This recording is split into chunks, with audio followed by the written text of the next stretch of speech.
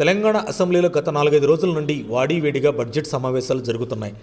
ఓవైపు అధికార కాంగ్రెస్ ఎమ్మెల్యేలు, మంత్రులు బీఆర్ఎస్ను తీవ్రస్థాయిలో టార్గెట్ చేస్తుండగా ఆ పార్టీ ఎమ్మెల్యేలు కూడా తిప్పికొట్టే ప్రయత్నం చేస్తున్నారు. ఇదిలా ఉండగా గురువారం సభలో మాట్లాడిన మాజీ మంత్రి, Station Ghanpur BRS MLA Kadiyam Srihari CM Revanth రెడ్డిని ఉద్దేశిస్తూ ఆసక్తికర వ్యాఖ్యలు చేశారు. ఒకప్పుడు నేను, నా మిత్రుడు రేవంత్ రెడ్డి ఒకే హాస్టల్లో ఉండేవాళ్ళం. నేను senior student, Revanth Reddy junior స్టూడెంట్గా ఉండేవాడు అంటూ రేవంత్పై పొగడతలు గుప్పించారు కడియం. ఆయన ముఖ్యమంత్రిగా ఉండాలని మనస్ఫూర్తిగా కోరుకుంటున్నానంటూ రేవంత్కి జై కొట్టారు. మా వైపు నుంచి రేవంత్ రెడ్డికి ఎలాంటి ప్రమాదం ఉండదు, కానీ రేవంత్ రెడ్డి ఆ పార్టీ వాళ్ళతోనే జాగ్రత్తగా ఉండాలి అంటూ రేవంత్ సాబ్కి సలహా ఇచ్చారు. ఇదే క్రమంలో జాబ్ క్యాలెండర్ ఎప్పుడు వేస్తారని కాంగ్రెస్ ప్రభుత్వాన్ని మాజీ deputy CM, BRS MLA Kadiyam Srihari ప్రశ్నించారు.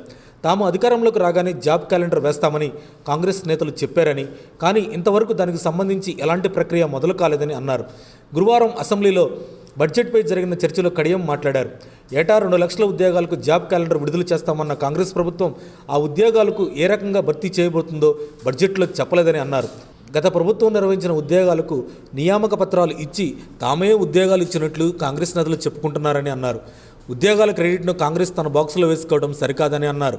ఒక్క నోటిఫికేషన్ కూడా ఇవ్వకుండా తామే ఉద్యోగాలు భర్తీ చేసినట్లు కాంగ్రెస్ ప్రభుత్వం చెప్పడం విడ్డూరంగా ఉందని అన్నారు.